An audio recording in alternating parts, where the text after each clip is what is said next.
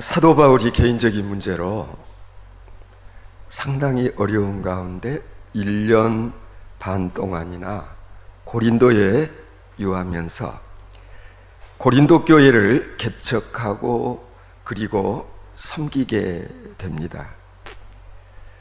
오늘의 이 본문 말씀에 나타난 내용은 아마 고린도를 떠나기 직전쯤에 있었던 그런 일인 것 같습니다. 아까 읽어보신 대로 갈리오라고 하는 사람이 이 지방 총독으로 부임을 하게 됩니다.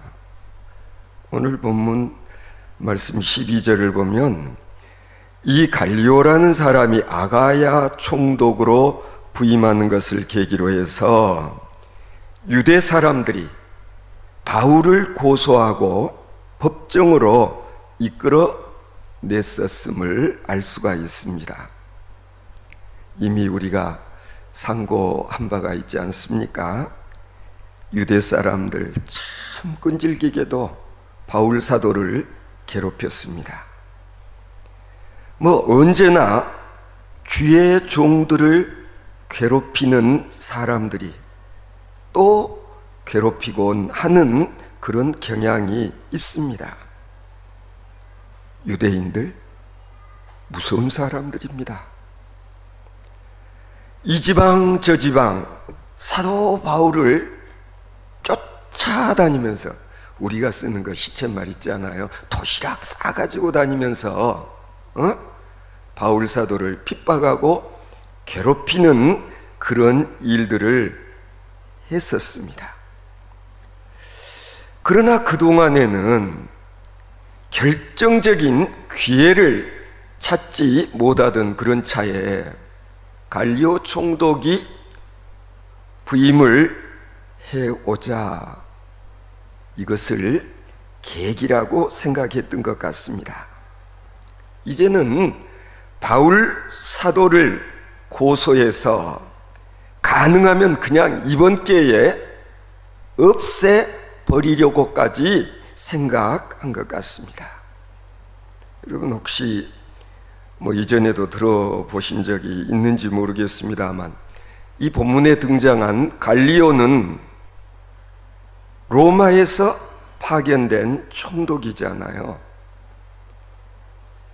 네로 황제의 스승이었던 키케로의 형님이었다고 합니다.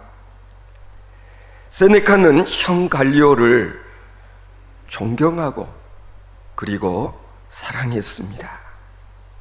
갈리오는 인품이 온화하고 많은 사람들로부터 아낌과 존경을 받는 그런 학자이자 로마 원로원의 회원이기도 했습니다. 주후 AD 51년 6월에 아가야 지방 총독으로 파견이 됩니다. 유대 사람들은 이런 총독이 우리 지역으로 부임을 해온 이것이 아마 기회라고 생각했던 것 같아요. 왜? 요즘에도 하마평이라는 말을 가끔 쓰지 않아요. 이 갈리오 총독이 어떤 인물인가? 성품이 온화하고 또 많은 사람들로부터 존경을 받는 그런 인물이라고 한다면 우리가 이 사람을 이용을 해서 눈에 가시 같은 저 바울 사도를 한번 제거해 보려고 했던 그런 계획을 가졌던 것 같습니다. 얼마나 간교합니까? 사실 로마 총독이란 사람 하나 죽이고 살리는 것은 유가 아니었습니다. 유대 사람들은 갈리오라고 하는 이 마음 착한 총독을 이용해서 이번 기회에 바울을 한번 제거해 버리려고 했음이 분명합니다. 가만히 보면 때때로 그런 사람들 있지 않습니까? 악한 사람이 선한 사람을 이용합니다. 어디서나 보면 악한 사람들이 하는 수법은 거의 비슷합니다. 악의 수단도 꼭 같습니다. 착한 사람을 이용하려 듭니다. 유대 사람들은 갈리오 총독이 부임해 온 것을 계기로 해서 이 착한 사람을 통해서 우리 한번 뜻을 도모하고 실현해보자 그랬던 것 같습니다. 그러나 방금 우리가 본문을 읽어보지 않았습니까?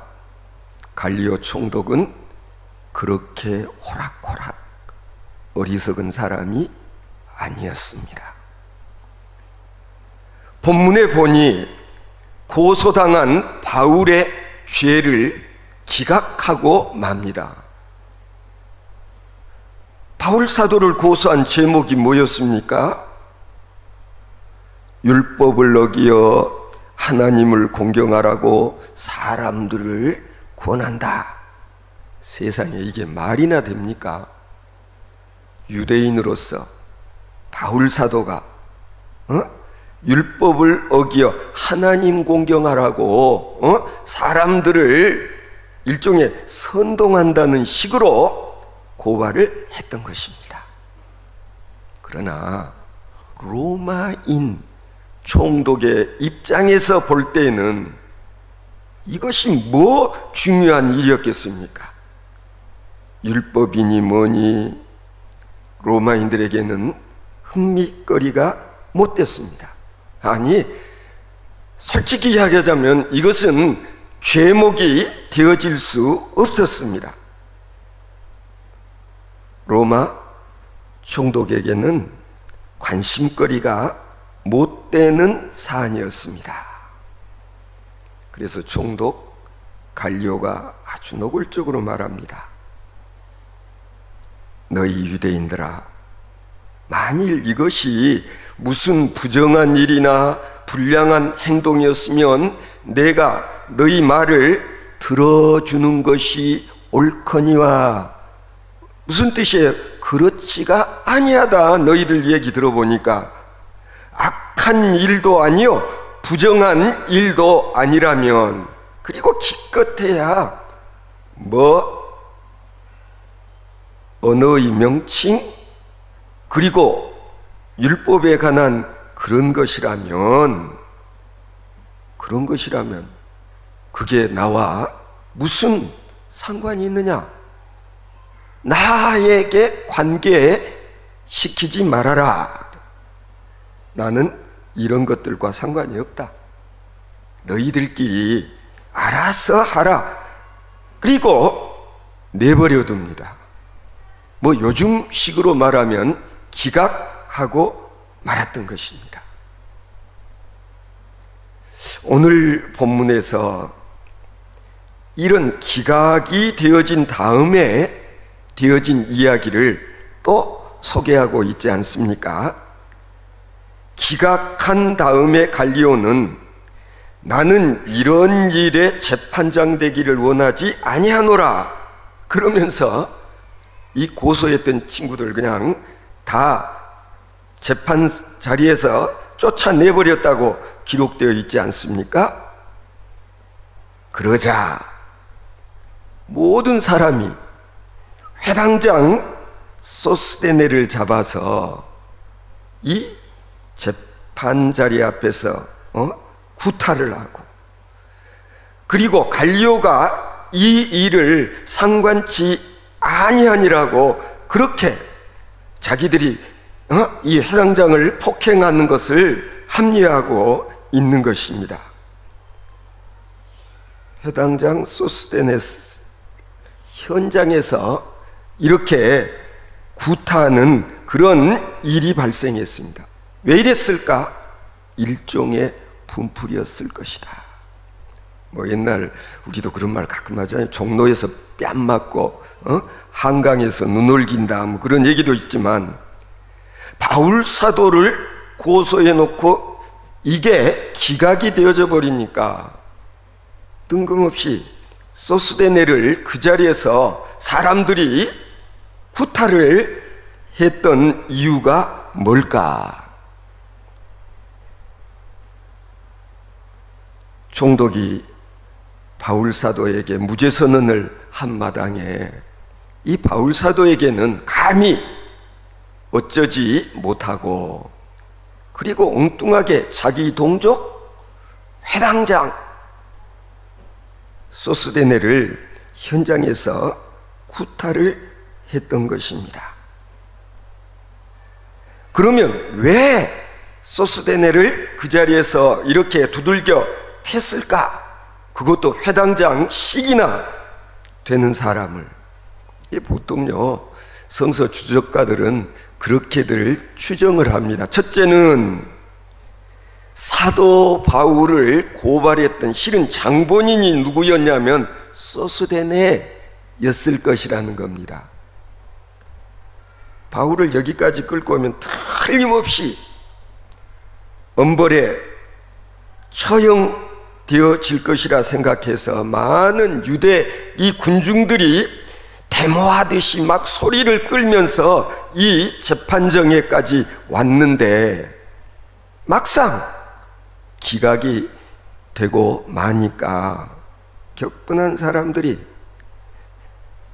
특히 헬라 사람들이 이렇게 죄도 없는 사람은 왜 끌고 왔느냐, 유대인들 왜 우리를 이 자리까지 오게 했느냐, 우리를 동원했느냐 하면서 애꿎은 분풀이를 이 회당장에게 하지 않았을까? 여러분 어떻게 생각하십니까? 일종의 화풀이성 매를 엉뚱한 소스데네가 맞게 된 셈이었습니다. 다음으로 오늘 본문 가만히 보면은요, 브리스길라와 아굴라에 대해서 다시 기록이 되고 있습니다. 지난 수요일에도 상고한 바가 있었죠. 18장 1절 이하에 보면 이미 고린도에 온 바울이 이들 부부와 이 천막 깁는, 그러니까 장막을 만드는 일을 업으로 자비량 선교를 했었다라는 말씀을 드리지 않았습니까? 그런데 이제 그 브리스길라와 아굴라가 바울 사도를 따라 나섰습니다. 바울이 예배소로 갈 때에 저들도 예배소까지 따라갑니다. 사도 바울이 예루살렘으로 갈 때에 앞으로 로마로 간다는 말을 듣고 먼저 로마에 가서 바울 사도를 기다릴 정도였습니다. 바울이 로마에 가서 선교하고 있을 때에 아마 심부름을 갔는지도 모르겠습니다. 그래서 예배소로 다시 온 그런 일도 있었는데, 어쨌든지 이 아굴라와 브리스길라 이 두 사람은 사도 바울을 위해서 평생을 헌신했던 그런 부부입니다. 여러분, 우리가 여기서 한 가지 생각할 일이 있습니다. 우리는 누구라도 다 하나님의 영광을 위해서 할 수만 있으면 나도 전도인이 되어지고 복음을 전하는 사도와 같은 일을 하고 싶어 하는 것 당연하지 않겠습니까? 때로는 나는 나의 교회를 사랑한다 라는 그런 말 우리가 하지 않아요. 내가 몸담고 신앙생활하고 있는 이 드림교회를 나는 사랑한다. 그런데 하나님의 영광, 하나님의 사업을 위하는 일의 구체성을 우리가 잘 모르고 있을 때가 있어요. 진짜 어떻게 하는 것이 하나님을 사랑하고 교회를 사랑하는 것인가? 적어도 아굴라와 브리스길라 입장에서 한번 생각해 볼까요? 이 아굴라와 브리스길라는 예수를 믿었습니다. 하나님의 영광을 위해 살기로 결심했습니다. 하늘나라를 위해 살겠다. 그래서 그들은 생각을 했던 것 같습니다. 그러면 내가 하나님의 일을 하는 게 뭐냐? 주의 종 바울 사도를 돕는 것이다. 그렇게 이 부부는 생각했다는 것입니다. 바울이 전도를 하는데 자비량하면서 천막 깁는 이런 업을 하면서 밥을 벌어 먹어가면서 전도하는 것을 이 아굴라와 브리스길라가 보면서 이래서는 안 되겠다, 그렇게 생각을 하고, 이 부부는 밥은 내가 벌겠어, 당신은 전도에 열중하십시오. 바울 사도님, 우리가 열심히 일해서 먹는 문제 해결할 테니까 사도님은 복음 전하는 일에만 전념해달라고 그렇게 당부를 했음이 분명합니다. 오늘날 식으로 말하면 선교의 후원자, 서포터가 되었구나라는 것을 알 수 있습니다. 그러므로 바울로 하여금 전도만 열심히 하도록 했고, 그것이 바로 자기들이 하나님의 사역을 하는 것이요 교회를 사랑하는 것이라는 것을 알았다라는 것입니다. 성도 여러분, 어떻습니까? 그때만 그랬을까요? 아니다. 오늘날도 마찬가지라는 것입니다. 사업을 하는 사람이면 돈을 많이 버십시오.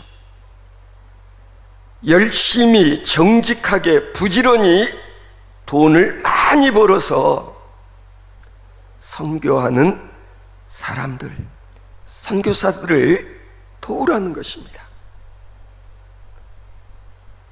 돈 걱정은 하지 마시고 선교 사역에 전념하십시오 라고 말을 하는 신앙의 이웃들, 우리가 열심히 당신을 돕겠습니다.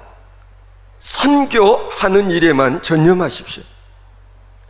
뭐 그러잖아요. 목사님 돈 걱정은 하지 마시고 하고 싶은 대로 하십시오. 그러니까 교회에 이런 성도들이 많을 때 여러분들 막 힘이 샘솟지 않겠습니까? 적어도 이 아굴라와 브리스길라는 그렇게 하기로 결심을 했습니다. 이 사람을 돕는 것이 우리가 하나님을 위하는 것이라고 생각을 했던 것입니다. 어떻게 보면 자신들의 길을 분명하게 찾은 사람들인 것입니다. 오늘날에도 그럴 것 같습니다.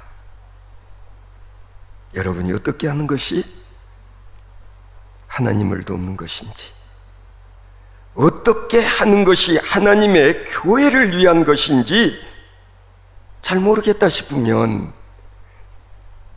하루 종일 이 아굴라와 브리스길라에 관한 기록을 한번 묵상해 볼 필요가 있다는 것이죠. 아굴라와 브리스길라는 그런 점에서 이 초대교회에서 아주 훌륭한 신앙인들이자 바울 사도의 후원자였다는 것을 알 수가 있습니다. 사도 바울은요, 로마서 16장 4절에 보면 이렇게 말합니다. 저희는 내 목숨을 위하여 자기의 목이라도 내어 놓았나니. 무슨 뜻입니까? 아굴라와 브리스길라는 나를 위해서라면 자신들의 목까지도 내놓을 수 있는, 생명까지도 내어놓을 수 있는 그런 자들이라고 기록을 하고 있는 것입니다. 이게 뭡니까? 그만큼 그들은 사도를 사랑했다. 바울을 위해서 이사도 하고 옮겨 다니면서 전적으로 바울을 도왔습니다.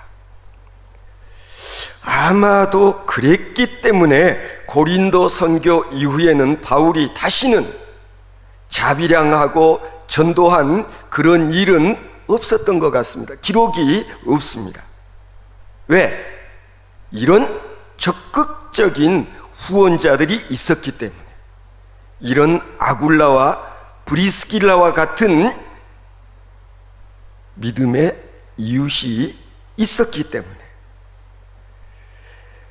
그 다음에 이제 또 우리가 오늘 본문을 보면은요, 바울이 겐그리아에서 머리를 깎았더라 18절에 그렇게 기록이 되어 있죠. 이 보면 참 중요한 일입니다. 바울 사도가 왜 머리를 깎았을까? 요즘 말로 이야기하면 삭발을 했다, 그런 이야기 아닙니까? 바울 사도가 삭발을 하게 된 그 심중은 아무도 헤아릴 길이 없습니다만, 그러나 한 가지 분명한 게 있습니다. 뭔가 바울 사도가 심각한 그런 결심을 했었던 것 같다. 우리나라에서도 그러잖아요. 친구들 중에 오늘 갑자기 막 머리 그냥 백고로 민다 그러나요? 빡빡 머리를 밀고 오면 저 친구 무슨 일이 있었나 하고 조금 걱정하잖아요. 얼마 전에 노무현 대통령 추도식에서 그 아들이 삭발을 하고 나와가지고 또 잠시 좀 이야기거리가 되지를 않았습니까? 그런데 우리가 이 성경을 읽어보면은요, 우리들은 보통 삭발을 하면 막 비장한 어떤 그런 일들, 또 때로는 막 분노, 누구에게 받았던 좀 그런 안 좋은 일에 대해서 내가 그냥 안갚음을 한번 하겠다, 이런 좀 부정적인 표현인 경우가 많지만, 유대인들에게 있어서 머리를 깎는다라는 것은 우리들의 삭발, 그런 문화와는 조금 달랐다라는 얘기예요. 무엇이 달랐냐?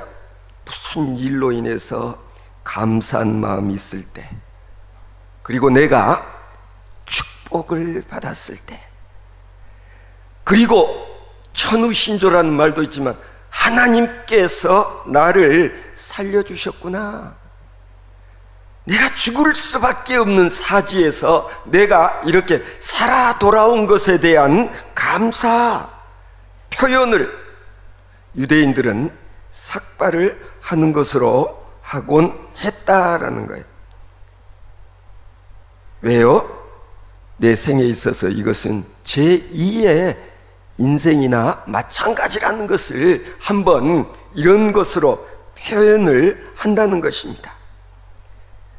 삼손도 우리가 잘 아는 바대로 나시린과 같은 그런 결심을 하게 될 때, 사실은 나시린들은 또 머리에 이렇게 삭도를 대지 않는 그런 일들로 그들은 보통 사람들과는 구별하는 그런 일들도 우리는 이것과 곁들여서 한번 머릿속에 기억해 둘 필요가 있는 것입니다.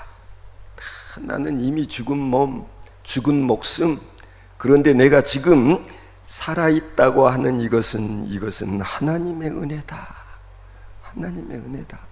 그럴 때 머리를 깎습니다. 또 한 가지 머리를 삭도하는 그런 경우 소원이 있기에, 내가 하나님 앞에 뭔가를 소원하고 나서 머리를 깎는 그런 경우도 있다라는 거예요. 그래서 하나님 앞에 내가 약속을 반드시 이행할 것이라는 그런 굳은 의지를 드러내 보여주는 것이죠. 이제는 어떤 일이 있어도 불평하지 않고 원망하지 않고 오직 감사함으로 앞으로 이런저런 어떤 일이 있든지 나는 개의치 않으리라 라는 다짐. 아마도 사도 바울이 머리를 깎은 것은 이런 연유가 아니었을까? 그동안 너무 핍박이 많았어요.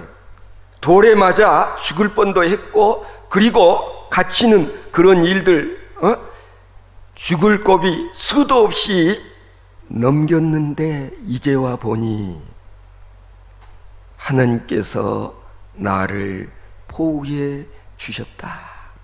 하나님이 보호하셨다. 하나님께서 앞으로도 날 보호해 주시기를 바랍니다. 더는 이렇게 기도하지 않기로 바울 사도는 마음을 먹었다는 거예요. 이제는 하나님께서 더 보호해 주시든 안 해주시든 모두 하나님께 맡기겠습니다. 이제 내 영혼을 아버지 손에 의탁합니다. 왜냐하면 내 생명까지 주의 손에 맡겨드립니다 라는 의미로 이런 행동을 했을 것이다. 그러니까 이번에 바울 사도의 이 삭발은 순교를 회피하지 않는 순교의 길을 갈 것을 결심한 이후에 이와 같은 일을 하지 않았었을까? 그러니까 머리 깎는 이것이 순교를 선택하는 서원적 행위였을 것이라고 그렇게 추측을 하는 것입니다. 오늘 본문 쭉 읽어보면 본문 19절에 참 대단히 은혜스러운 말씀이 있습니다. 에베소에 와서 저희를 거기 머물러 두고 자기는 회당에 들어가서 유대인들과 변론하니 그랬습니다. 바울 사도가 왜 아굴라와 브리스길라는 거기에 머무르게 하고 그리고 자기만 회당에 가서 변론할 생각을 했을까? 예감이라는 게 있거든요. 이번에 내가 저 회당에 가서 또 변론하고 복음 전하다 보면 반드시 거센 저항 그리고 핍박, 박해가 있을 텐데 신실한 이들이 왜 나와 같이 그런 어려움을 겪어서야 되겠는가? 그래서 바울 사도는 아굴라와 브리스길라를 따라오지 말라고 있는 곳에 머물게 하고 자기만이 이 핍박의 현장으로 나오는 이 모습 한번 마음속에 이 그림을 한번 그려보십시오. 얼마나 아름다운 대목인가. 지도자의 미덕인가. 나는 앞에서 순교를 당하는 한이 있어도 당신들은 그대들은 여기에 머물러 있어 순환을 피하셔. 정말 아름다운 마음의 발로라는 것을 알 수가 있습니다. 여러분, 순교를 소원한 자의 이 같은 아름다운 삶의 모습, 우리가 오늘 본문 말씀을 읽으면서 정말 나도 신앙의 삶을 살아가는 동안 정말 이 바울 사도와 같은 그런 마음가짐으로 다른 사람을 배려하고 그리고 정말 핍박과 박해는 내가 당하리라 라는 이 모습을 우리가 다시 한번 기억하면서 우리도 바울 사도와 같은 삶을 살아가는 저와 여러분들 되어질 수 있기를 바랍니다.